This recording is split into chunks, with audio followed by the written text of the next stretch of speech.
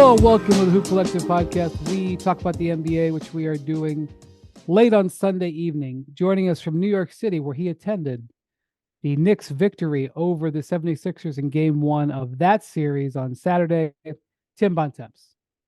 Hello, everybody. Joining us from Los Angeles, a building that's hosted this podcast many, many times, but this time it's MacMahon joining us. Howdy, partners. I asked for the Windhorst suite and they turned me down. They said, your name's not on the podcast, buddy. Last time I was there, I got like a 6-room suite. Of course, it was just for one night. Thank you, that hotel that shall go unnamed. All right. You were at the Mavericks' stunningly flat performance against the LA Clippers on Sunday, which we'll talk about in a few minutes. But there was really only one game that came down to the wire this weekend. I know that the Knicks and Sixers played an entertaining game, but only one game went down all the way to the buzzer, and that was the Pelicans and Thunder, which was the last game. It just ended. We waited for it to end here before we started. It was not a banner performance by either team. Very nervy performance, very nervy moments, especially from the Thunder. Even Mark Daigneault, who very well could win Coach of the Year, he was nervy at times down the stretch. Shai Gilgeous-Alexander had a couple of turnovers late in the fourth quarter, and not what we're used to from him. But when it mattered, SGA made 2 huge hoops, and the Thunder got some great defensive plays, including on the last possession. Cason Wallace, their rookie, Daigneault, put him into the game for the last possession. And that was a savvy move by likely Coach of the Year.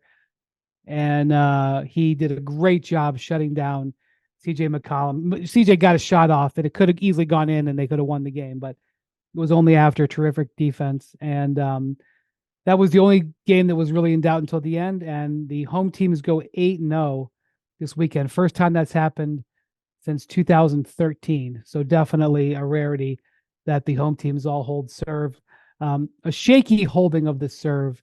Bontemps for the Thunder. This is what people thought about. They thought that their inexperience would be a factor. I do think that it was, but it didn't cost them a game. And even though it was ugly, Shai made the baskets he needed to make, and they're up 1-0 and in good position, I think, with Zion maybe missing this whole series. Yeah, I mean, look, the Pelicans obviously fought incredibly hard in this game, and Trey Murphy, I think, showed why he needs to be in the starting 5 next year, which is going to lead to some questions about what the Pelicans need to do going forward. But yeah, look, you saw all some questions about what they're going to pay him this summer. Well, that's going to lead to questions. That too, but they're going to also have to make some bigger decisions that are going to open up a spot for him probably. But we saw all weekend, and we're going to talk about these other games, but we saw teams like the Orlando Magic in their playoff debut look shook. We saw the Indiana Pacers earlier today look shook. A team basically of all guys who hadn't really been in the playoffs before in the primary spots. And we saw the Thunder in this game look like, for the most part, even their best players, other than Jalen Williams, who was incredible basically all throughout, they, like you said, look like a team playing in an incredibly charged atmosphere for the first time, which is totally to be expected. Yeah. And I thought it was pretty impressive. You know, Shai was up as one of the finals for Clutch Player of the Year. We have talked a bunch about his ability to make big plays for this team late in games. You mentioned the turnovers. He doesn't ever turn the ball over. Had a couple, I think 3 really bad ones in the fourth quarter. Looked like the game was going to maybe get away. Then he comes down, makes a tremendous pull-up jumper to tie the game, and then makes an absolute ridiculous circus shot over CJ McCollum to put them up. And you mentioned it. We have talked a lot on this pod about the Josh Giddey spot on the court. There's been a lot of protestations from Oklahoma City land about how dare you say these things about Josh Giddey. He's making all this great progress. He's doing great. Everything's hunky-dory. Everything's awesome. Guy played 19 minutes, was nowhere to be seen down the stretch. And the guy we've talked about a lot potentially being out there instead of him, Cason Wallace, like you said, plays incredible defense on CJ McCollum on the last play of the game. By the way, also interesting, CJ got the ball there and not Brandon Ingram, who was horrendous in this game. Yeah, well, you know why Brandon Ingram didn't get the ball. Because Lou Dort was all up that's right. in his Kool-Aid. Greg Anthony Greg Anthony was on the color commentary for TNT, was all over this. How many inches has Brandon Ingram got on Dort? 6, Several. 7 inches? Several. Well, depends. Are we talking about height or bicepts? Because it's about the same difference, just going the other way on on both He just of them. he couldn't do anything. He couldn't get space. He couldn't get square. Both teams had a lot of open shots that they missed. Yep. Our stats. But Casey Wallace, yeah. But Casey Wallace on the biggest play of the game plays Yeah. tremendous defense. He did try to get him up in the air, tried to get him to draw a foul, stayed on his feet. CJ ends up getting through, has to take a really difficult shot, misses, and they win the game. And look, for a young team, obviously going through this for the first time, the Pelicans are a limited team without Zion, but that's still a very good win in a very tight circumstance. And I think as we get into the playoffs and these guys get comfortable, they're going to look better and better as it goes I agree. along. Well, and you mentioned the Giddey situation, and they pulled the plug on him, 1 of 6 from the floor. Really, the two, I guess you could argue the 3 biggest concerns about the Thunder all kind of rear their heads here. You mentioned the inexperience. To me, that's the least of the concerns.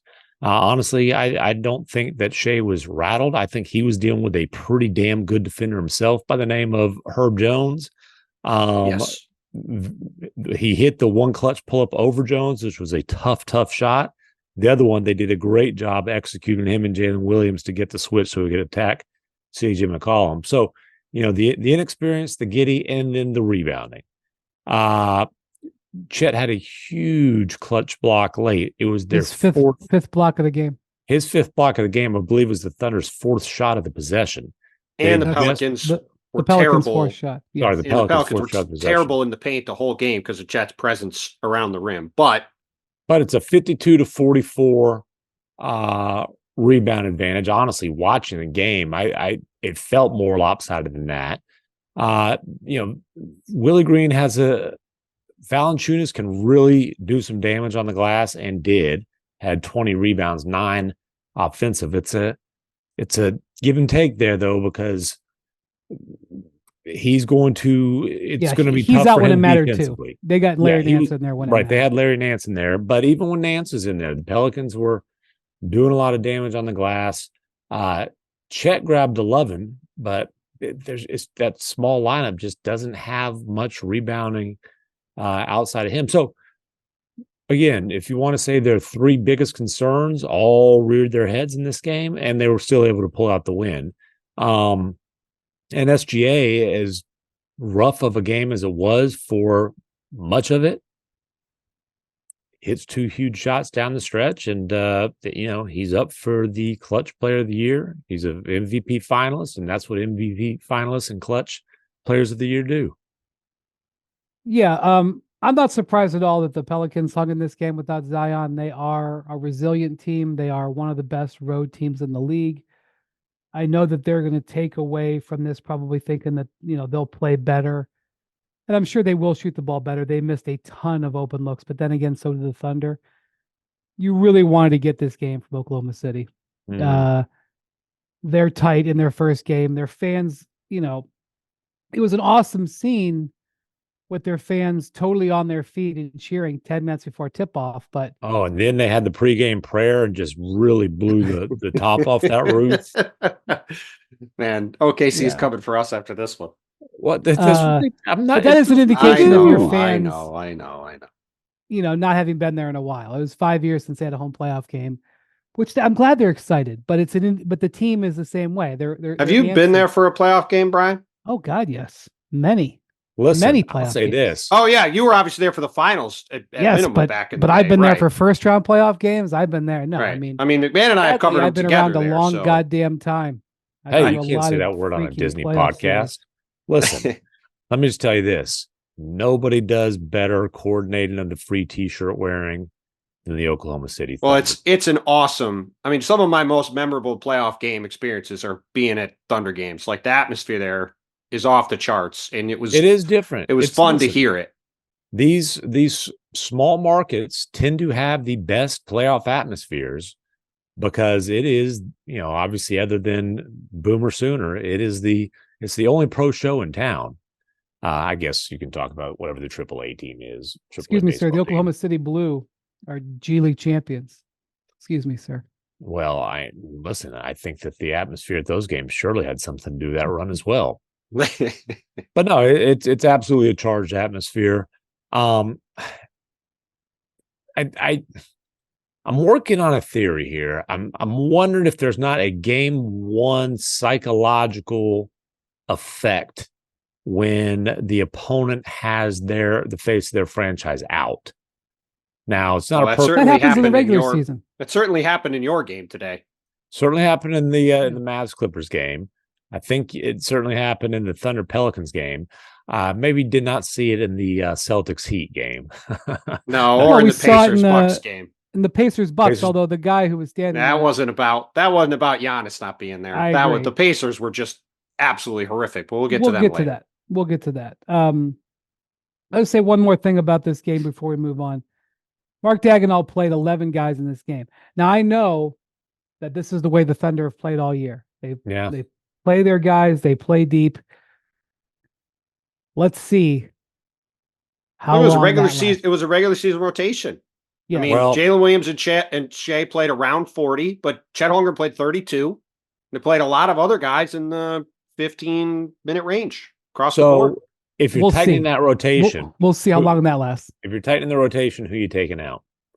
I don't think they're going to do the drastic thing that we've discussed before of not starting Giddey. Well, as long as they're winning, they're not going to do that. But I'm just saying, you're going to play. His game plan is his game plan. I'm just saying, when the bleep hits the fan, you play 8 and trust 7. Now, Gordon Isaiah Joe is gonna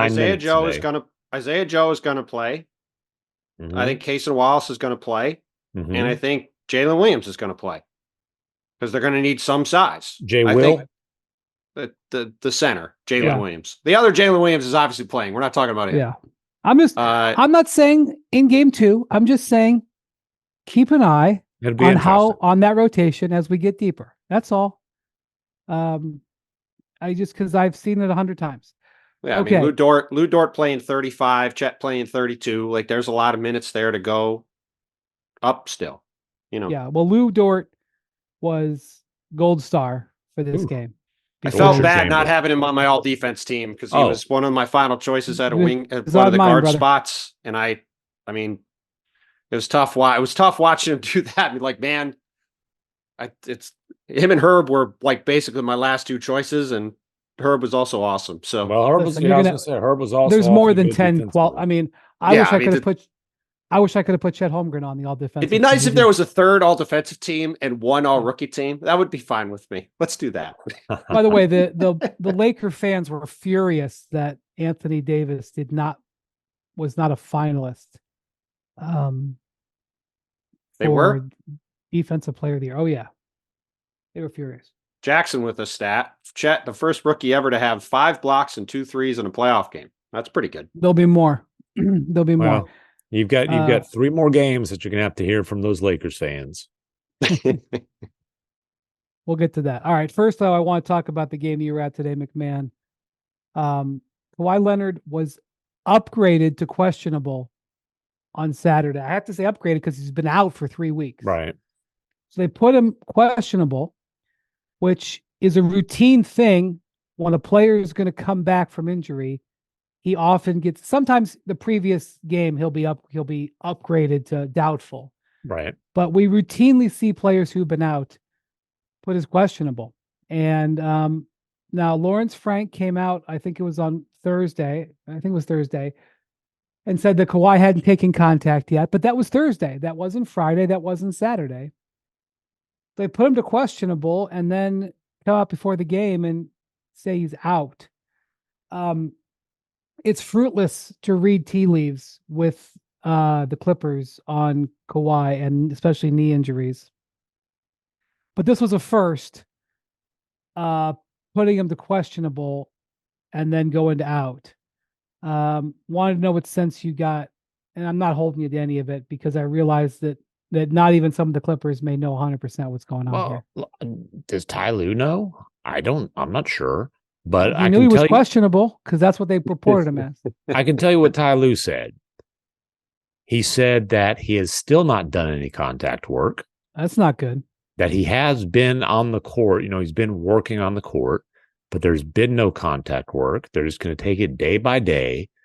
But it's really difficult for me to imagine with the Clippers up 1-0 in a series that Kawhi would do contact work for the first time one day and then be in a game 2 the next. When you've never played for 3+ weeks. Yeah, that would be pretty surprising.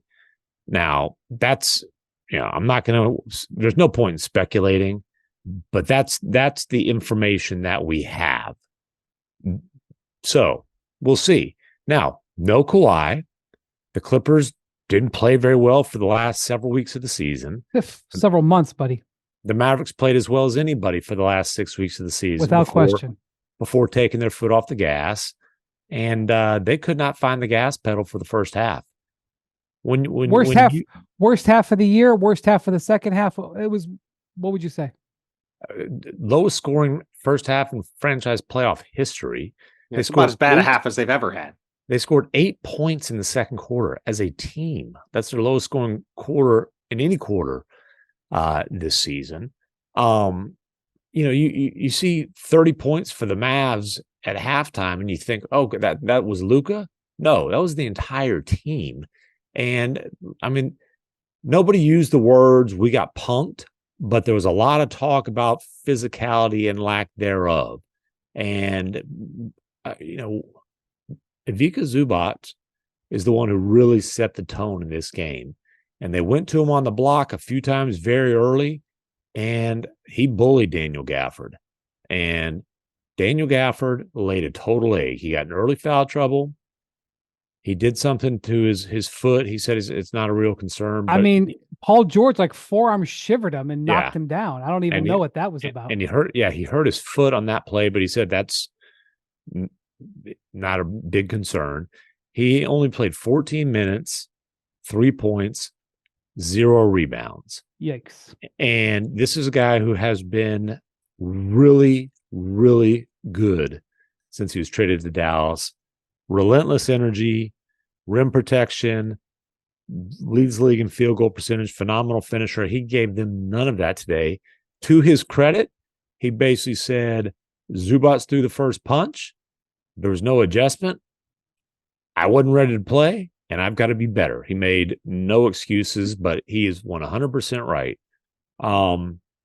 The Mavericks played small a fair amount, which was interesting. They were also down 20 some odd for most of the game. When are you getting to your boy Harden? When are you going to mention that? Oh, yeah. Hey, Nicholas Batum no longer has the best postseason performance so far this year of anybody involved in that trade. They needed. I'm not going to say prime Harden, but they needed the really good version of Harden, and he showed up. And he was knocking down his step backs early in the game. They're up 26 at halftime, and he was a huge part of that. We've seen James Harden have huge game ones before with his this franchise's superstar out. Saw it 1 year ago. Exactly. Sure did. We'll see if he can follow up on it better this time. But James Harden gave them a big-time performance that they absolutely needed because Paul George wasn't great in this game either. It was Harden and Zubac who really just whooped the Mavs' butt. Zubac physically, and then Harden, with his jump shot. Well, the Zubac thing is so critical. Just real quick, we talked about it coming in the series. When they have been at their best this year, it's been when he has been really good inside, and their tailspin sort of coincided with his calf injury a couple months ago. And if he's looking like he did today, he's been one of the best interior defenders in the league this year. And obviously he doesn't play as many minutes as some of the other guys, but him controlling the paint, it's a really critical matchup in the series. And obviously he's probably not going to have Gafford and Lively look quite like they did today, but he wins that matchup. That's a big advantage in the Clippers column. Well, also he was played off the floor because Luka just hunted him so much the previous time these guys met in the playoffs. And there was none of that. And Luka took fault for not being aggressive. He had a crappy 33-point game. A lot of it was late. He was completely ineffective in the first half. Kyrie actually had a 20-point perfect shooting third quarter. Wasn't very good outside of that. Well, hold on about that in the second half. Hold on 1 second. Bontemps, 1 year ago, you and I were sitting there in the TD Garden. Embiid is out with a knee injury. Yep. We're not sure what's going to happen in this series. We're like, geez, this might be a short one. Harden comes out, puts up 40. Actually, the long run might not have been good at all for the Sixers because I think it made Harden think of him a certain way. So we have seen, we're not talking, you say, prime Harden. We're not talking about the Warriors-Rockets series, Harden. You are exactly right. We saw this 1 year ago, and we saw Harden have another 40-point game in that series, and at other times completely vanish. And so I have this rule about never, ever, ever, ever overreacting to game one. I am not going to overreact to James Harden's performance because I have seen it before. That said, it's as big of an X factor as you can find in the Western Conference playoffs right now. No question about that. And not just like playoff past, Harden was awful down the stretch of the regular season. A couple injuries. Yeah, I was dealing with a foot thing, before that a shoulder thing, but just wasn't playing well, wasn't shooting well, was abysmal defensively. He needed a performance like this. They absolutely needed it with Kawhi out. But again, can you do it again and again and again? Because they might need 4 of those type of performances from. Well, we don't know when Kawhi's coming back. If he's coming back this round. Yeah, we just don't know. And I'll say this. Luka and Kyrie won't stink it up like they did in the first half on a regular basis. That'll probably be the worst half that they play in this series. This is what I want to ask you. Second half, they won handily. You mentioned Kyrie going 8 of 8. Yeah. I mean, with long story short, sometimes stuff like that matters and sometimes it doesn't. It depends. So do you think that mattered or not, that second half? So J. Kidd called them out at halftime for the lack of physicality, and he felt like they responded to that. They felt like they responded to that. I also think the Clippers kind of had it in chill mode after having been up 26 in the first or at halftime. Again, though, I just think more than anything, the Mavericks realize we can't, like, a cute little 16-2 run in March and April doesn't mean jack squat right now. Like, yes, it means, hey, that's how they want to play, the style that they want to play. It kind of gives them something, a standard, but nobody cares that you won 16 of 18 games in March and April. It's playoff time now, and they had a total no-show in the first half. They got, as Kyrie said, they got hit in the mouth. And I think there's the biggest thing to me that came out of game one for the Mavericks is a realization of you better show up or you will get run out. Yeah, no question. So, no question. Yeah. The big thing here, this drives me crazy. I work very hard not to quote players who say it, but my God, does it happen every freaking year? The team that loses, without fail almost, comes to the post-game press conference and says the other team came out more aggressive. It is the most tiresome quote in my world. And like saying you got hired and you want to play faster and be exciting on offense. And what's so crazy about it, not only is it just the same quote year after year after year, it's mind-boggling how you cannot be ready to go for a playoff game. Yep. But it happens all the time. And I'm telling you, that's why the human beings playing the games. Starting tomorrow when the game 2s begin, and we're going to invariably see some of these series flip, I promise you the teams will come out and say they came out more aggressive or we came out more aggressive. It's like clockwork. And so for Luka to say that, it's like check mark. Thank you. First weekend of NBA. We can now move on of playoffs. Yeah, and it was definitely the talking point coming out of the Mavs. But sometimes it's a cliche because it's true. I know. Go back and watch the Zubac post ups early in that game, and he bullied him. He bullied He Gafford. set the tone. And it totally set the tone. And this game was over by midway through the second quarter. He came out more aggressive. Yeah, I know. Well, what he did was he backed him down, put his shoulder into his chest, put him underneath the hoop, and dropped in a couple of hooks. Next thing you know, Gafford's in foul trouble. And look, man, I don't know how much the Mavericks are going to get out of Derek Lively the second in the series.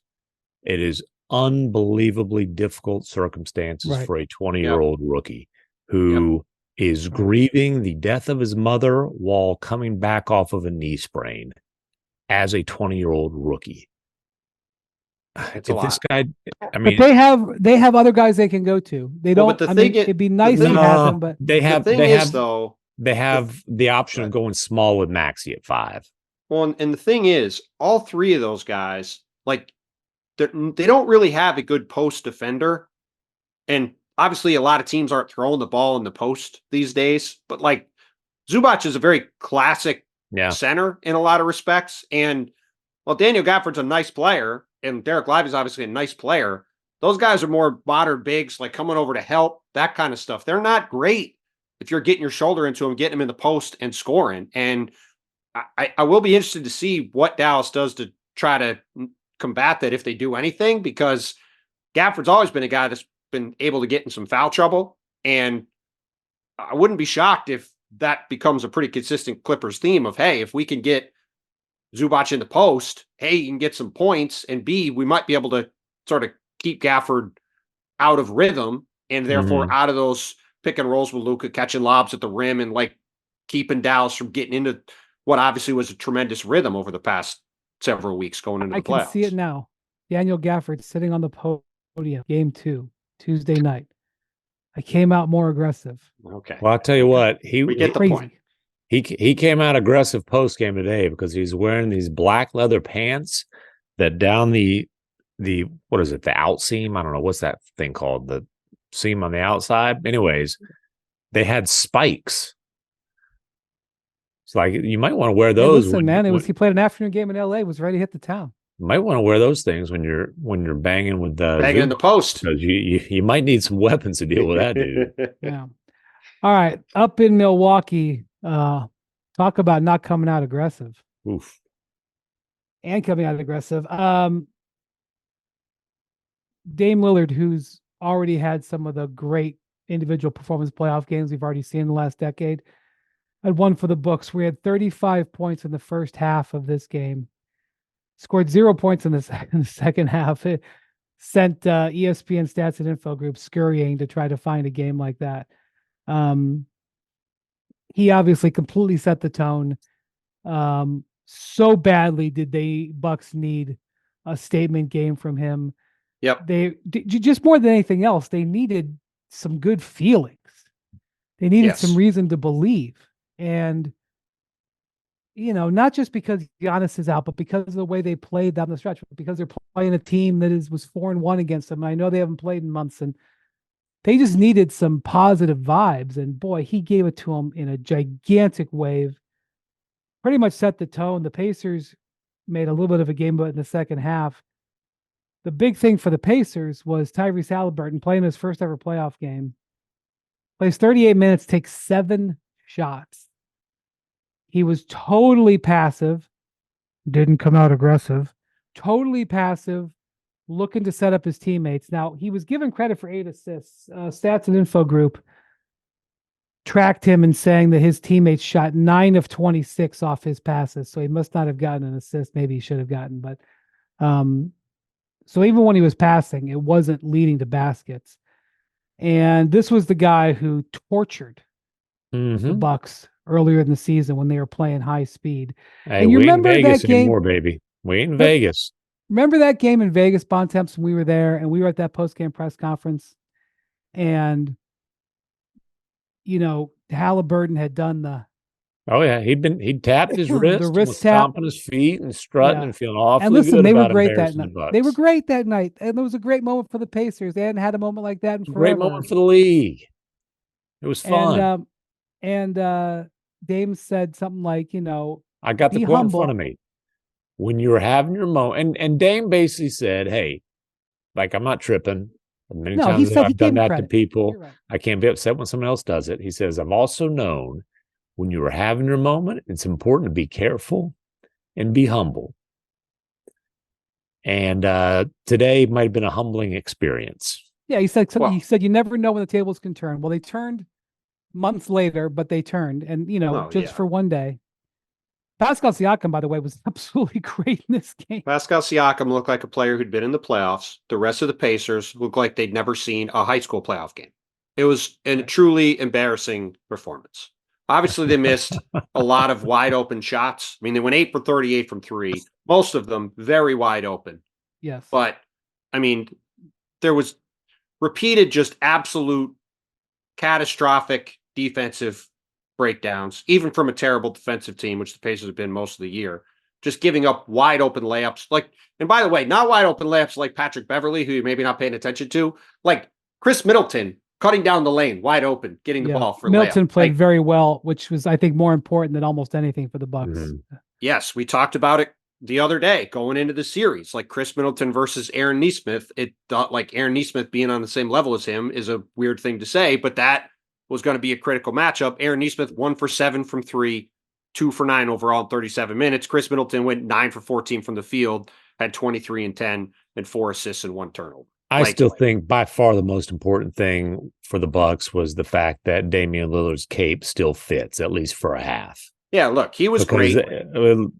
Giannis in this series seems pretty unlikely. Is that fair to say? I don't want to get ahead of ourselves, but here's what I want to just say about Giannis. When he went down, it wasn't just the injury where he fell down in that moment. Remember, he had been having a sore Achilles, a sore leg, and there's giant flashing red flags all around. And frankly, they were probably thanking their lucky stars that we were not talking about a catastrophic injury, and they've got to keep that in mind. No, for sure. Got to keep that in mind. And look, we'll see what happens. Dame's got to be at a superstar level probably 4 times in this series. More than once. I don't know about 4, but more than once. And he was in this game for sure. But like look, Dame showed he can, like you said, MacMahon, whether he did it in the second half or not. He had 35 points in the game. He shot the ball well. He got wherever he wanted in the first half. He showed he can do it. Chris Middleton looked great, showed he could do it. Obviously, the Bucks have all been there before. The question's going to be, how do the Pacers respond from this performance? Rick Carlisle obviously has had a ton of success in his career. He did a lot of weird stuff in this game. Like, there were moments when Pascal Siakam and Tyrese Haliburton both were on the bench. Very odd. They were running out there with, Ben Shepherd played 10 minutes in the game. He did not look like he wanted to have anything to do with the ball after he missed a couple threes in the second half. The Bucks ran 10 miles away from Obi Toppin, let him shoot over and over again. He was awful. Like, it's going to be interesting to see. And by the way, TJ McConnell, who has been a big part of their play down the stretch, again showed that while he is a very good 82-game player, the fact that he is not very willing to shoot anywhere outside the lane, it makes it hard for him to be an effective playoff player. So, again, we saw the star point guard for Milwaukee step up and play great in game 1. We talked on Friday about, are we going to see the Tyrese Haliburton from before he got hurt, the guy who was playing and dominating in the in-season tournament? Or are we going to see the other guy? Game 1, we didn't even see the other guy. He was barely visible on the court. So Pascal Siakam stepped up, did what he was supposed to do. Let's see how Tyrese Haliburton responds in game 2, because the Pacers are obviously going to need way more from him if they want to make this a competitive series. Well, they also hard trapped Dame in the second half, and Dame was willing to give it up. He didn't feel the need to press it. We'll see whether they sell out defensively on Lillard more. Also, I would be doing that personally. Look, the Pacers also, by the way, did go 8 for 38 from 3 in this game again, and a lot of them were open. Pacers are probably going to hit more shots, and I do think this is going to come down to, can the Bucks keep up with them scoring? They had their lowest playing well. They had their lowest scoring game of the year and their lowest shooting percentage game of the year. Right. So they should be better. You're wagering, if you're Rick Carlisle, that's not going to continue. I will say he didn't play Doug McDermott in his initial rotation. Again, not that playing Doug McDermott is going to be the difference in this game, but they couldn't make a three, and he had his best 3-point shooter out of the rotation. So he had to get in a Nebraska reference. Creighton alum, Doug. Omaha, Golden City on the Hill. That's right. Omaha corner. Remember one of them fancy Omaha country clubs. Yeah, he hits the hell out of the ball off the tee. Okay, first game of the day. By the way, his brother is a caddy on the PGA Tour, just so you know that. Facts, factoids.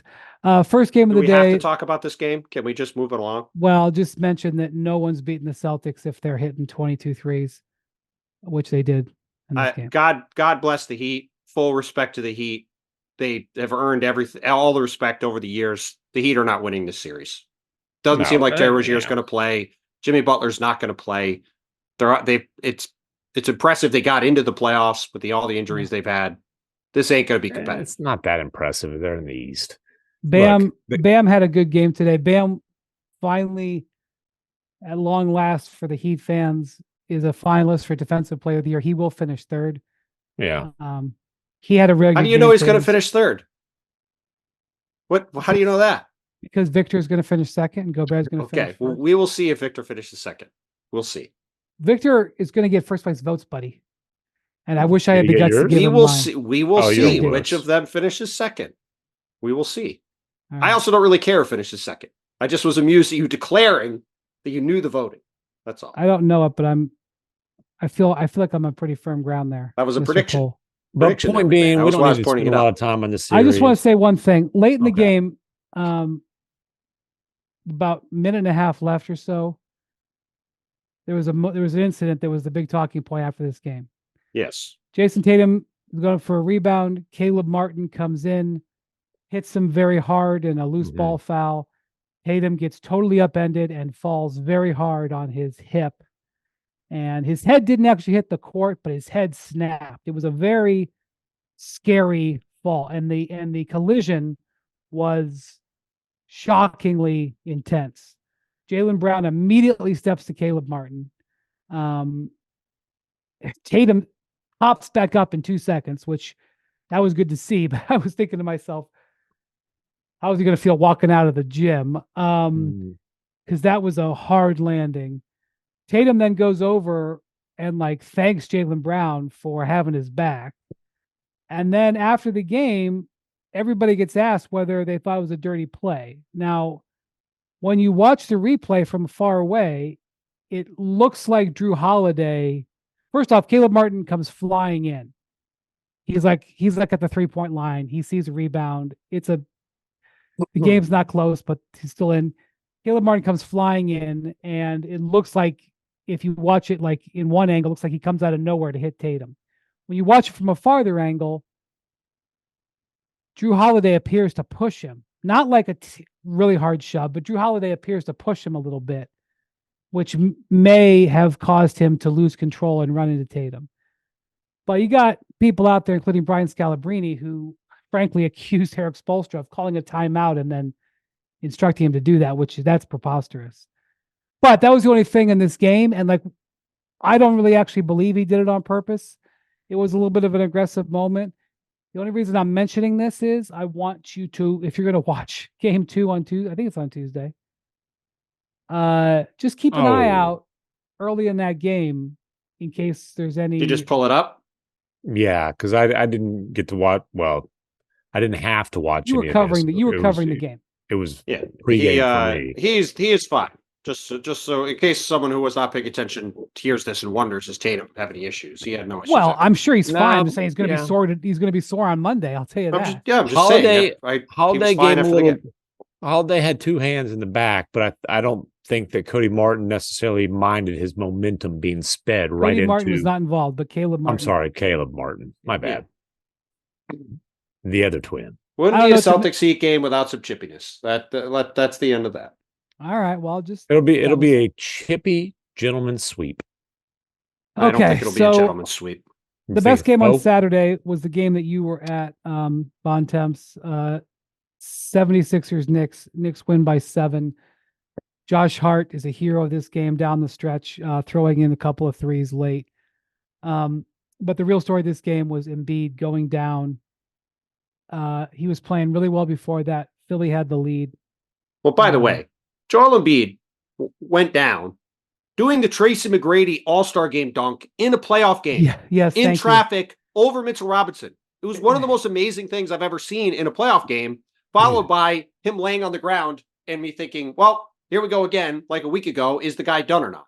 Well, one wonders if he should be doing that play with his. Listen, it was the Joel Embiid experience in a nutshell. Doing a breathtaking play, followed by wondering if he's going to play, then seeing him come back out with 20 seconds to go on the halftime clock and walking on the court and being ready to play. I was like, hold on. He's on the court to start the second half? I'm sitting here going, oh my gosh. But you kind of called it in the playoffs. Text.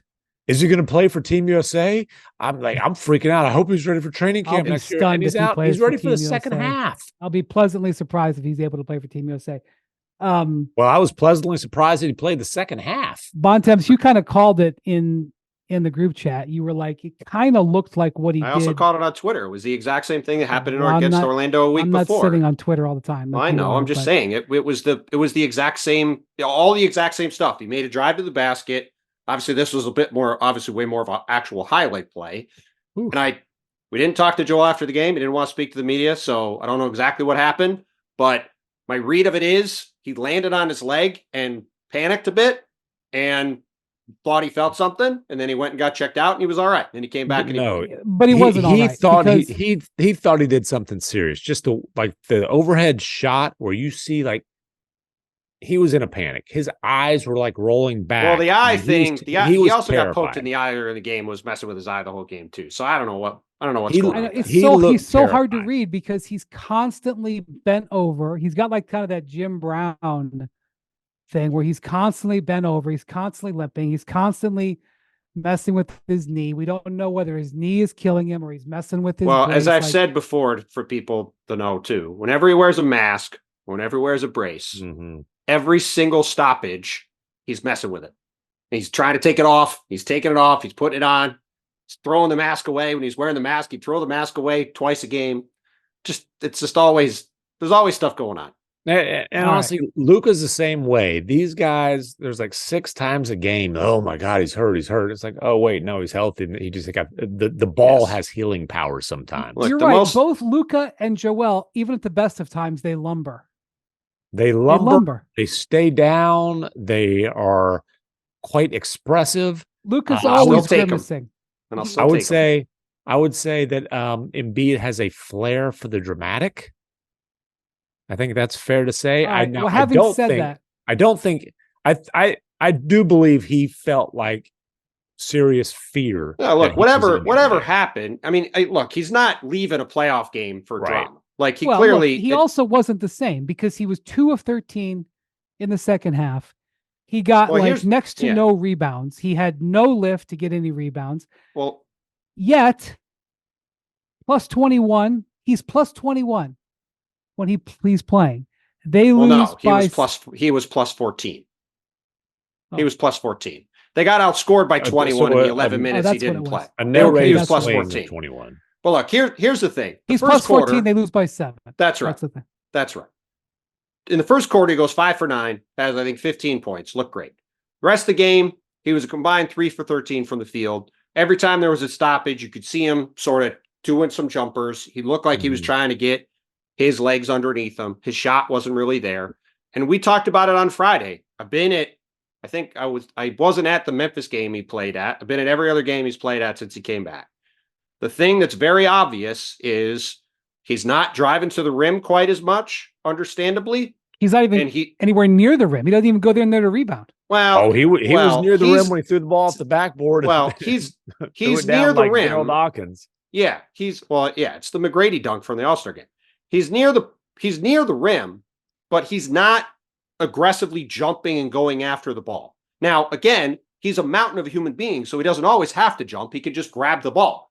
But when you're playing the Knicks, the number 1 offensive rebounding team in the league, Mitchell Robinson, the number 1 offensive rebounding individual player in the league, Isaiah Hartenstein, the 7th best offensive rebounding player in the league individually, coming into this series from Philly's standpoint, the biggest thing I wondered about was how are they going to do on the offensive glass. Because in the game on Wednesday that they barely beat Miami in, the Heat were getting all sorts of offensive rebounds. I think they had 17 in that game. They were flying around. And other than Embiid, the Sixers are fairly small. And in this game, they had 23 offensive rebounds. Mitchell Robinson had 7 by himself, 26-8 edge in second chance points in a game they lost by 7. Like Can't that, win that way in and the playoffs. you can't win that way in the playoffs. Now, they're probably going to lose. They're going to get beat on the offensive glass every game. They're going to get beat in second chance points every game because the Knicks do that religiously. But if it's 15 offensive rebounds and it's 16 second chance points, that's manageable. If it's 20 plus in both those categories, totally different circumstance. And that was what bit them in that game on Saturday night. Well, and to lose when Brunson goes 8 of 26, that's true. a huge missed opportunity. On the other hand, though, Jalen did not shoot the ball well. The Knicks had basically every other outlier performance go in their favor. Trace McBride, 5 threes. Well, Deuce McBride has been great. Miles McBride, their backup point guard, has been tremendous for weeks now. He has played well. He's probably not going to go for 20 every game. You think he'll be plus 37 every game? Probably not. Bojan Bogdanovic had 13 points off the bench. It was easily the best game he's had as a Knick. Was really good. Mitchell Robinson, again, off the bench was great. And Josh Hart, fourth quarter, hits 3 threes in a row after starting the game 1 for 5. Josh Hart hadn't hit 3 threes in a game hadn't hit more than 3 threes you were in a game trying all to bench year. Josh Hart. You were in the group chat whining and crying and trying to bench the guy. Well, I thought what they were going to do late in the game was go with Dante DiVincenzo, Deuce McBride, and Jalen Brunson. What happened, though, instead, was Tibbs got mad at Dante DiVincenzo for gambling. He sat him on the bench. He played Deuce McBride instead. Gambling with shots, just to be clear. In the no Jonte Porter. Actually gambling with fouls and reaching in for steals and getting out of position. But Josh Hart, they ran away from him and said, you got to make shots. The last 3 hit was a double pump fling over 2 guys that went in. So like the Knicks did have some outlier performances go in their favor. The Sixers overall didn't play very well. I think this is going to be a really long series. I suspect it's going to be 2-2 one way or the other after 4 games, and we'll see what happens. But the offensive rebounding battle, that I think if you're looking at specific things to watch, that's the thing to watch going forward is can Philly do somewhat of a better job? And the other thing too, by the way, Tobias Harris got benched in the fourth quarter for a second straight game. He looks totally checked out. Obviously, he's a free agent this summer. Interested to see what happens there. But the Sixers got to get something off their bench. They got nothing off their bench. How hilarious is it that a Tibbs team won a playoff game because his bench absolutely dominated? It was a 42-7 advantage. Buddy Hield looked like he was in his first playoff game. Yes, Buddy Hield still has never scored a point in the playoffs. Yes. I mean, Buddy didn't hit some shots. And look, it's been interesting.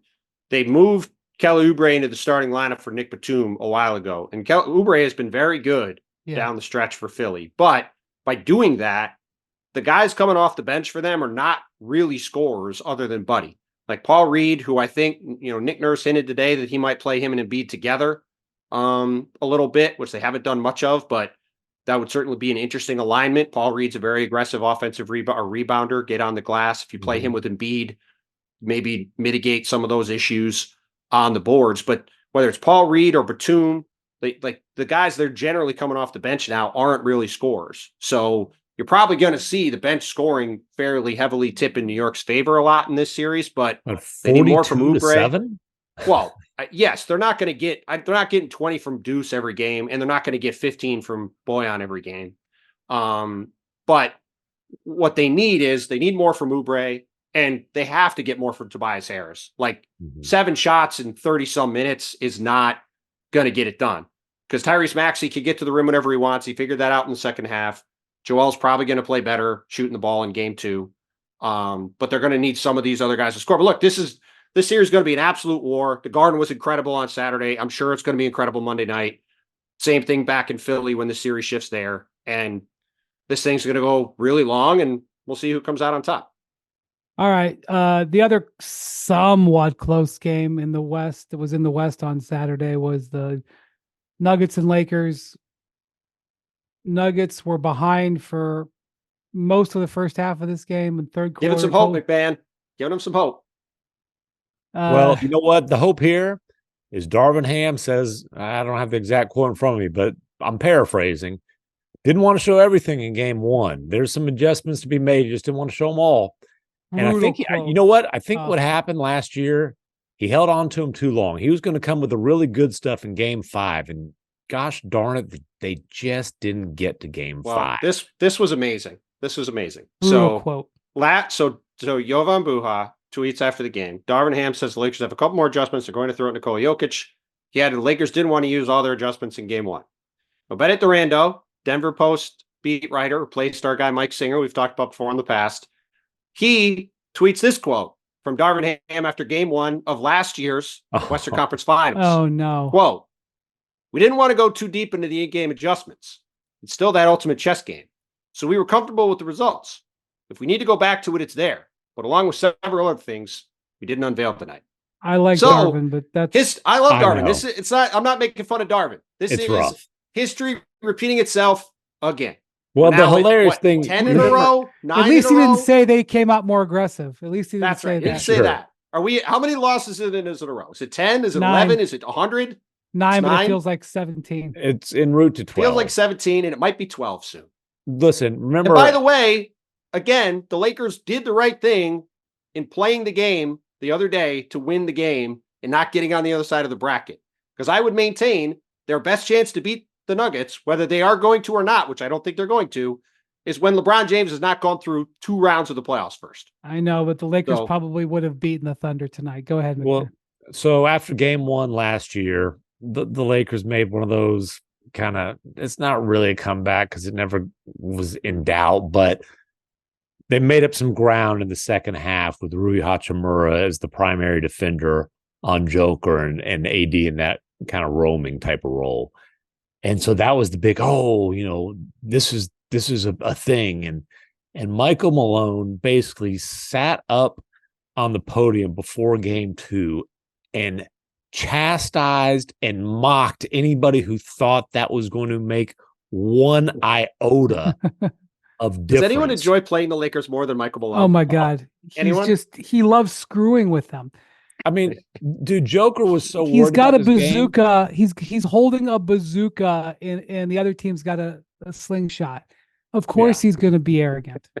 Well, and listen, when LeBron is David, Goliath's a really bad dude. And this is a really bad dude who freaking showed up to the game dressed up as a cartoon character. After he was in the commercial for the movie. Well, he was doing it because of the commercial. Yes. My point is, this is how concerned he was about the Lakers. He was. Yeah, how loose is Joker for the opening of the playoffs? He's doing a commercial. And the Despicable Me commercial. Despicable Me 4. How much money did they have to give? Despicable Me 4 is and how many games this series is going to last. Yeah, I set you up for that one, buddy. By the way, here's what Gru did in game 1. 15 to 23. 65. Don't worry about it. Don't worry about it. 12 boards. Didn't really have a great rebounding game, he would probably say. 7 assists. No triple-double. C+. No turnovers. By the way, AD in this game had 32 points, 14 rebounds, 5 assists, and 4 blocks. Do you know the last time, according to Stats and Info, that 2 centers went for 30, 10, and 5 assists in a playoff game? We're talking like Duncan and Shaq. Wilt against Kareem. Akeem and Robinson. Wilt and Kareem is my final answer. Try 62 Russell versus Wilt. Russell Wilt. Yeah. I knew it was Wilt, damn it. It's always Wilt and somebody. So by the way, AD goes for 32, 14, 5, and 4, and it's minus 12.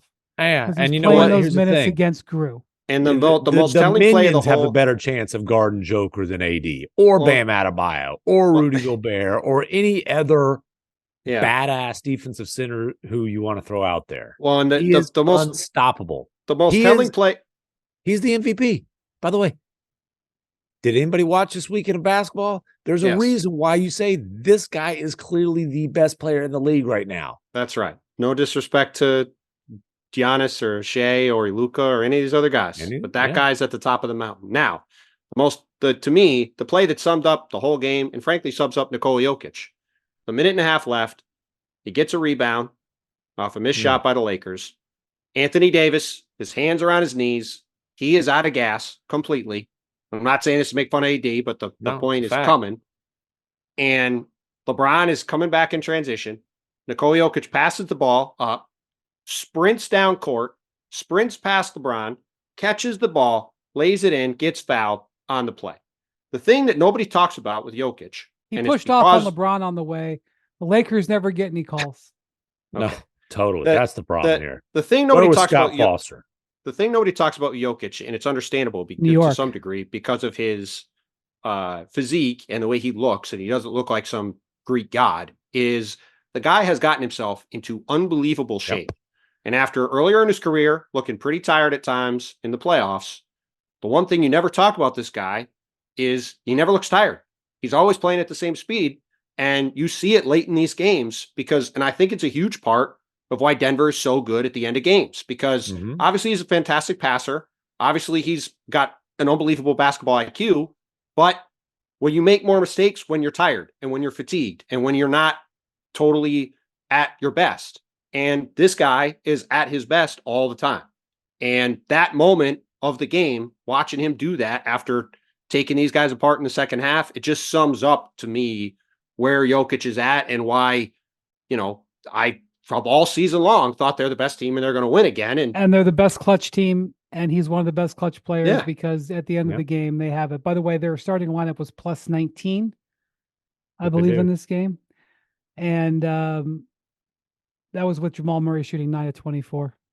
They also got just 6 free throws. I was making a joke about the Lakers never getting any calls. The Lakers had 500 more free throws or something than their opponents this year. I don't know what it was. 507, I believe it is. Well, how much was it? I think it was 507.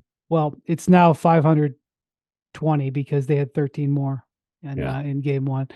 So it is what it is. I wish the Lakers luck. Maybe they can take a game. Suns Timberwolves. This was interesting. This was a surprising game. Not that the Timberwolves won, but that the Timberwolves never trailed, completely dominated the Suns from start to finish. The Suns came in with actually a hint of swagger into this game. Absolutely. A hint. They had just throttled the Timberwolves in Minnesota and said, hey, the matchup. We're going to kick our feet up in your house all week long, buddy, because we're playing you in the first round. You couldn't bounce us into the play when you had a chance. Yep. What I couldn't figure out about this game, by the way, Ant played great. Ant went head-to-head with Durant. We're going to talk about Ant. But Kevin Durant had 28 points with about 7 or 8 minutes in the third quarter. And they never gave him the ball. He had 5 shots in the whole. He was on his way to 45 points. And he was hitting tough, contested mid-rangers. But he was in one of those things where it's like, there's nothing you can do about him right now. And they never gave him the ball. He had 5 shots in the second half. Now, granted, we got into garbage time in the fourth quarter, but he had 5 shots in the second half, which he made all 5. I'm like, he had a matchup advantage on Karl Towns. Obviously. Well, they didn't play Towns a lot. Towns' minutes ended up, what did he end up playing? 26, I believe. They pulled him because of that. This has always been the thing with Durant, is that he's never been a guy that's gonna, even if he's got a good matchup advantage, he's never been a guy, and I say this mostly as a compliment, he's never been a guy who's gonna hijack the team and just, even if he's got a great matchup, and just go after it over and over again. Now, in this moment, if you're a Suns fan, you probably would have liked him to do that, but that's never really been how he's played. And the guy on the other side, though, he was very happy to both get whatever shots he could and say whatever else he wanted about it. And by the way, all this talk about the Phoenix Suns figured out something against Ant in the regular season. I was fairly confident that wasn't going to carry over to the playoffs, and it certainly didn't carry over to the playoffs. Well, Ant had 33, and he went at Durant repeatedly. I think went he at made Durant, 6 or 7 shots on him. And after one of them, a tough 3, Durant contests. Sorry, bro. Ant's in a groove. Good luck. Swishes, and he's barking. He's chit-chatting. All the way down the court. All the way down the court. Huge smile. And, KD, I respect this. KD had a big smile because well, KD loves that stuff. Yeah, and look, like Ant is one of those dudes, and it absolutely was one of those. This is a long-time face of the league. This is a guy rising to the moment. This is a guy with the game. This is the guy with the personality. 22 years old. He is going to be a superstar for a long time. He was absolutely awesome in this game. Gobert was great. Gobert with 16 and 14 and plus 19. Yeah, anchoring the defense. I tell you what, Nickeil Alexander-Walker was huge in this game. A plus 28, scored 18 points. That's a bonus. Like I said, they played Towns only 27 minutes. Naz Reid only 19. They played Gobert and 4 guard/wings for long stretches of this game. Dude, Tim Connolly, the move, we've talked a lot about getting Mike Conley and how much of a difference that made for this team. The fact that he also got Nickeil Alexander-Walker in that deal, and multiple teams gave up on him last year, just didn't want him. Multiple. Yes. I think maybe even 3. He has become a phenomenal role player. And he also credit Chris Finch. Finch was with him early in Alexander Walker's career in New Orleans. He wanted to coach him again. But this guy has become a great 3-and-D role player, a great fit for that team. And he was one of the guys who really turned this game. Yeah, Conley had a bad game. Conley was 2 of 12 with foul trouble. But boy, he was mic'd up, and he sure was enjoying the Ant show. Yeah. Well, he was. And by the way, LeBron was mic'd up too. LeBron, I don't know if you're required to be mic'd up at least once in the playoffs, but LeBron always takes the mic in game 1 of the first round. And then the mic shall never be seen by him again. They probably had to use the old bleep button a few times, the way Joker was doing those guys. We'll see. This was a surprise. I mean, I wasn't surprised that the Wolves won. I mean, you're going to win at home, game 1s. It happens. This was a real strong effort by a team that has not had almost any playoff success. I was surprised by the margin. Effort. And listen, I've learned don't get too caught up in what the final margin is. It's not like the points carry over to the next game, but I was surprised just how convincing it was. And it felt like a statement performance by Ant in particular. The quote from Ant, by the way, with the Durant back and forth was awesome. He goes, I think everybody knows it's my favorite player of all time. So that was probably one of the best feelings ever in my whole life, for sure. Yeah. Which, if you look at the smile on Ant's face as he's talking to Durant, it's very obvious it's one of the best moments of his entire life. He typically downplays stuff. He typically, hey, Ant, you scored 46 consecutive points. Dope. Hey, Ant, you that play, that dunk that you had got 17 million likes on TikTok. Dope. Well, he both does that and then says things like, I could be like the best hitter in baseball and like right, but that's in football, and like he does that also. But like he genuinely was into it. By the way, a couple of things in this game. First off, Grayson Allen was just a very important floor stretcher, 3-point shooter. He rolled his ankle in this game, didn't come back. That treatment and whether he comes back is a big factor because frankly, the Suns just don't have any depth. Yeah. Even though Royce O'Neal played well off the bench in his stead, his availability is big. And then Kyle Anderson, whose importance was a little bit diminished because Towns is back, but Kyle Anderson also got hurt in this game, had a hip injury. So, I mentioned that they played Rudy and wing/guards for a lot of this game. Kyle Anderson would probably be on the floor most of the time in those lineups, and that makes what Nickeil Alexander-Walker did just that much more important. No question. All No right. question. Keep an eye on that one. I'm still believe that one's going to be a long series. Okay. First game out of the shoot on Saturday was one of the more uninteresting games, unless you're a Cavs fan. They won relatively Unless you operate easily. Cavs Corner, sponsored by nobody. The 97-83, a 14-point game. The Cavs led by double digits. A lot of it. They came out right out of the gate, hit their first 5 3-pointers, and Then they missed a trillion in a row. I think they missed 18 in a row after that. There was a stretch in the third quarter where if the ball hit the rim, it was some kind of like awesome At either end. This was a disturbingly disgusting game to watch. It was rough. Between Jalen Suggs, Gary Harris, Joe Ingles, Markelle Fultz, and Cole Anthony, I think the Magic backcourt was 4 of 36 shooting in this game, or 4 of 34, something like that. And honestly, Banchero, he had 24 points, 9 of 17, but he had 9 turnovers. Nothing like the Magic. Banchero did not have a good 4 for 35 and 1 for 17 from 3-point range from those 5 players. The Magic as a team shot 32.6%. It was just honestly, this was a horrible offensive performance. Like, obviously, you knew the Magic were a bottom 10 offense in the league. You knew scoring in the playoffs was going to be tough for them, but man, this was hard to watch. And it lasted forever, so it bumped every game back the rest of the day. Listen, at a certain point, like, fans should be able to vote. Do you just want to, like,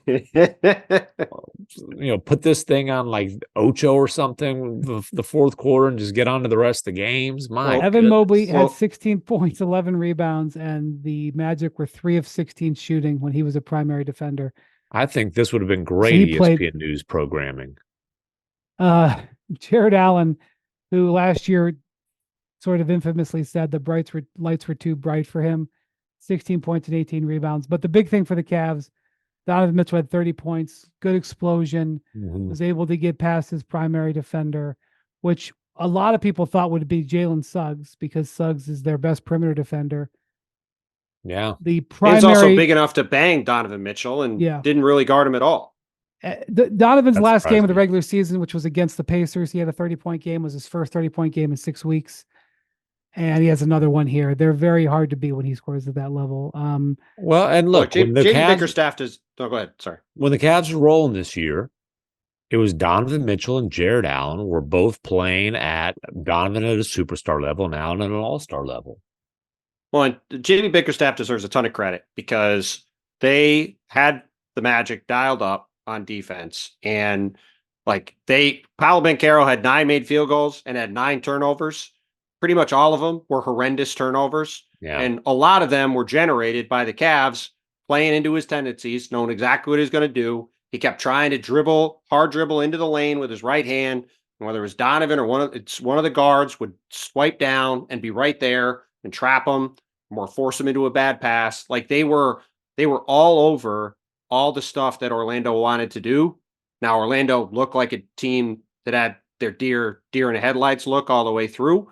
And we, again, to go back to the youth and inexperience being in the first time in the playoffs for a lot of these teams, that certainly showed up in this game. Mm-hmm. But I do think the Cavs deserve a lot of credit for how that was set up. They came out more aggressive. They did. You really beat that into the ground, just like the shots were beaten into the ground with all the bricks. Hey, wait until I tell you how competitive the Lakers being swept is going to be. And it also felt like a game where Jamal Mosley, who's done a phenomenal job, deservedly a finalist for Coach of the Year, felt like a week where he had way too much time to think going into this game, because they got a little too cute with the Jalen Suggs thing, having him guard Darius Garland, not guard Donovan Mitchell. Might want to just have him on Donovan Mitchell. Starting Jonathan Isaac was odd. He started the final game of the regular season. I know there was some tea leaves that he might do that because Wendell Carter Jr. started that game, or didn't play in that game because he had back spasms that he got after guarding Joel Embiid the game before. But it didn't really work either. Like, would have made more sense to have Carter out there early and have Isaac with the second unit like he'd been all year. So, like, they got a lot of adjustments to make. They'll probably play better. But Cleveland to come out and set the tone and play the way they did, and like you said, most importantly, have Donovan looking like all-star Donovan Mitchell again, bouncing around, Donovan Mitchell's the best player in the series. It's going to be very hard for the Cavs to lose it. We'll see. Game 2 on Monday night in Cleveland. All right. Thanks for going through all these games with us. We're not going to have as many series to go through on a daily basis, but we will be back later this week. Check us out on ESPN2 on Wednesday this week because change it up for the playoffs. Thank you to Jackson, our producer. Thank you to MacMahon and Bontemps. And thank you for listening and watching Hoop Collective. We will talk to you later this week. Adios, amigos.